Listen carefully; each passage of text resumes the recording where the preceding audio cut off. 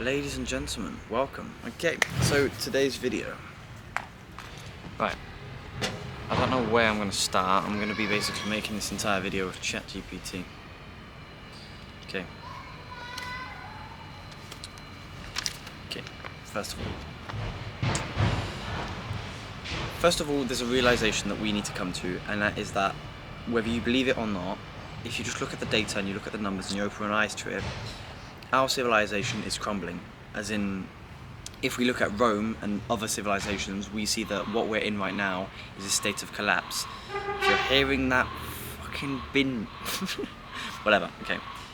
So we're in a state of collapse. That's something that, if you look at the data, you can agree on. And if you look at history, you can kind of draw the lines between it. We're not in a period of transition. We are literally in a state of collapse. And collapse doesn't necessarily mean negative. That's like an idea I've got to try and get across during this video. Collapse doesn't necessarily mean like a danger or a bad thing. It's more like a rebirth, like a phoenix dying, and it's reborn, new and young. And I believe that's what we're on the precipice of a massive change that is going to be better for the future of humanity. And finalism doesn't necessarily have something to do with that like transition. It might not like be the thing that like as at the top, but it's going to participate to like making the decline visible and awakening the civilization to it. So institutions like education, governance, and meaning. I'm going to talk about meaning as an important one because I think it brings a lot of it together. Why are these institutions failing, especially in modern times when we need them most, and all this danger that is on its way? First, let's start with education. Historically, education, and this is if we look at the Greek example, Greek paideia, was basically to forge citizens to be capable of freedom and to make informed decisions and to participate in society. That was the idea of education back in the day. It's called Greek paideia. That's what I've called it anyway. So it's paideia means the cultivation of the full human being. So and this curriculum included things like logic, philosophy, rhetoric, mathematics, science, and many other things that essentially was to cultivate the full human being. That was the core idea of it. Education used to be, and I believe what it should, used to be about making someone who's going to participate to the society that he's in. Obviously that's changed over years, like for example, there was a religious training and all that, and that's different, or tribal training even. Okay, now we move to the present state. The model that we currently have was designed in 1800s Prussian factories, literally, to produce obedient workers. So what I mean by that is the model that we have today, the model that we're sending our children to, the model that most of the people that are going to watch this video went to, was one to train citizens with the only goal of training obedient factory workers, kind of thing. That's the model. It was things like rote memorization, which you've obviously had, like you just memorize everything. Class lines, like factory lines, bells to tell you when to start and when to finish, a teacher to tell you what's wrong and what's right, and basically the entire model was centered around how can we make the most industrial workers as fast as possible, because this was actually during the Industrial Revolution. Okay, and one second.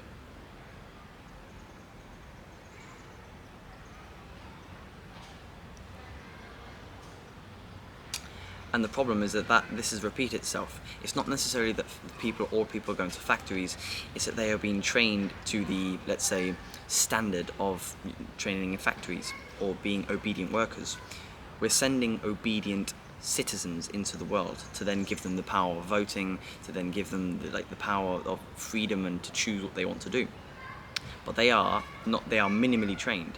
And I believe this is the source of many pain, a lot of suffering in the world, a lot of confusion as well. And when you train your population and you educate your population to a minimal extent, it makes every other issue deeper. For example, the problem. So it makes every other issue deeper. For example, the problem of corruption in politics. A society that isn't trained in seeking the truth or kind of questioning authority will be a bit more blind to corruption, and that's what we're seeing. There's like corruption happens fucking all the time around the world, constantly, and the citizens are just blind to it because they're not trained in searching for it. It also makes the issues of change. You can't change many things because the population isn't angry enough about it. There's rats everywhere here because the population isn't angry enough about it. Train a population to question authority, to seek truth, and to seek better answers and better solutions, and you'll have a better society. And also, they're not prepared for a complexifying world. All around, the education system today isn't preparing citizens for the world of today, and this divide makes many issues that I'm mentioning during this project altogether, and even this video, much deeper. So something needs to change, and finalism tries to propose something. Let's move on. Okay. Now let's move on to governance. So, being a social species, we have produced basically a society, and societies naturally need a social order. Governance doesn't necessarily mean, like politicians and people making decisions and debating and stuff. Governance used to be a king, a monarch, one person in power making all of the decisions. We've come now to a point in history, I guess, where we understand that the people, governance should work to serve the people and not the other way around.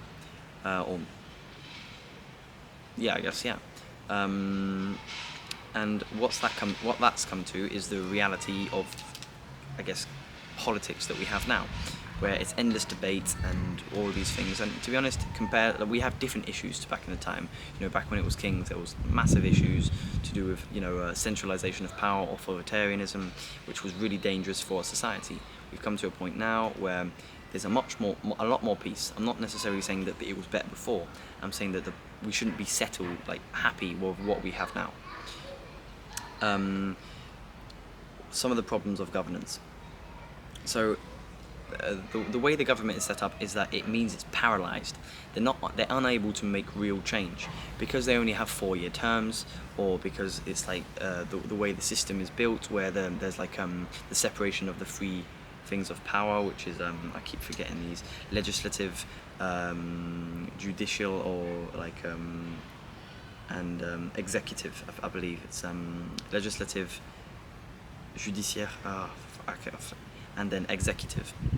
The separation of these three powers means that decisions are bureaucratically made, so it has to go through a lot of questioning, debate, and decision making before it can be actually passed, which means that the government is a bit paralysed and cannot make real change. I'm going to talk about also why the system of capitalism plays a role in this after. Corruption. Another problem of another problem of today's government is that the way it's set up it breeds corruption. The only reason that it's not we haven't changed the system massively from when it was massively corrupt. And if we don't change something radical about the way the entire system works, corruption will continue to happen. The only thing that we're literally hoping it doesn't happen. That's the situation that we're in right now, which is really dumb and very dangerous if we're talking about the future of humanity. We're relying on the goodwill of our politicians and hoping that our votes are going to go to a guy that is not going to be corrupt. And all over the world, corruption in minimal forms and bigger forms. The way the system is set up, it allows it, and it makes it feasible, not only feasible, but literally a good idea to be corrupt, and it makes it it's incentivized to be corrupt. Then also short-termism. I talked about this in another video, but human short-termism is a natural part of what it means to be human. We seek better now instead of better later, and what that means. And that's a part of human nature, yes, but it's really aggravated and pushed even further by the system of capitalism, which basically, you know, it forces governments, well, not necessarily forces, but incentivizes governments to be short-sighted. Our governments are short-sighted. They don't prepare, don't make massive investments for future, for evolution, for long-term goals. And this you can't like blame the government for it. It's the way the system is set up. Politicians aren't incentivized for evolution. They're incentivized for re-election for 4 years from now, instead of like the evolution of all the humans that will come later on. It's the way the system is set up that is wrong, and it's part of the massive problems that we're seeing. Okay, so yeah, the government system. So it's in a social hierarchy, in a society, government or governance plays a massive part, and the fact that it is wrong even slightly, the fact that I can poke holes in it even just a little bit, makes it for it's massively dangerous that I'm able to poke holes into it without even doing research, or even the fact that you're now seeing like 12-year-olds like say, yeah, well, the government's fucking shit, like, and they're like making actual points. It's dangerous reality. The government holds massive power over your reality. Okay, now meaning. So when I start talking about meaning, I talk about existential meaning, why am I here, and things that bring us all together. So if you look at it historically, I mean like religion, myth and philosophy that give us like shared horizons, shared beliefs, and a shared compass, a direction for all of us to go in, us as a society. The way this is explained in modern times is we don't have religion anymore because it's losing its grip, let's say, over society, and we now have nationalism, which is the idea that, you know, I am French, I am English, and I do what I can to participate to the society that I'm in, the nation state, which is a good thing, but it does also create a little bit some forms of tribalism. The idea of tribalism is that there's us versus them that is made. So I am a French citizen, and everyone coming in that wants to get my tax money and stuff isn't French, and therefore they are bad, which is a negative thing, especially in a more and more globalizing world. And also what we see today is that religion is being demonized. So I've also mentioned it in another video, French laïcité, the idea that if you have a religion, you must keep it to yourself eternally. If you come to school with a cross, you need to hide it. If you have a tattoo of a cross, you need to put a bandage over it. And this is demonizing religion and myth and things that bring us together, which is really, really dangerous for a society, because historically we know that religion and myth has guided us through the hardest of times, has unified us in the hardest of times, and has made us work as a cohesive society and participated to the world that we now know.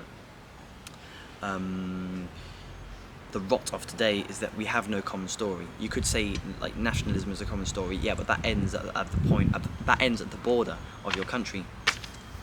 We need a common story to be able to bind us as human beings, as conscious individuals. We need something to rise as a way forwards, as a compass. And if we don't do that, we see that it's like civilizations without a direction, without a compass, drift into decay and drift into dysfunction, and that's what's going to happen if we don't produce a philosophy, an idea, something to bring us together. And this kind of ties into everything. If we had an ideology that makes us understand how we should be orientating the governance system, if we had a philosophy that says how we should be making the education system, we'd come together much more as a society and we'd produce better outcomes. Just a second, I'll lead into the next part of the video.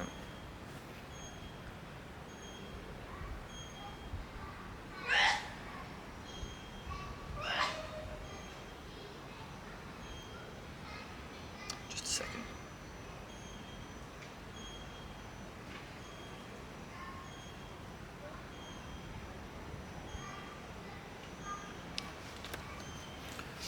Okay, ready? So diagnosis part, if you will. The things I've mentioned today are 3 things that make up civilization, really, as we know it. Governance to direct them, education to form the participants, and then meaning to direct the entirety. And all these things are slipping through our fingers and are kind of slowly going into decay, and they are collapsing. This presents the opportunity for change. This presents the perfect opportunity for finalism to install itself. But we need to understand as a society that we need change. I'm not just, it's interesting that I can make this video and it's nice, but I need you who's watching this video, whoever the fuck you are, to get up, get angry at everything, and go try and search reasons for why we could, how could we do it better. Try and understand why it's failing, and then do what you can and participate the way you can to the change that is coming and to the rebirth of civilization as we know it. Again.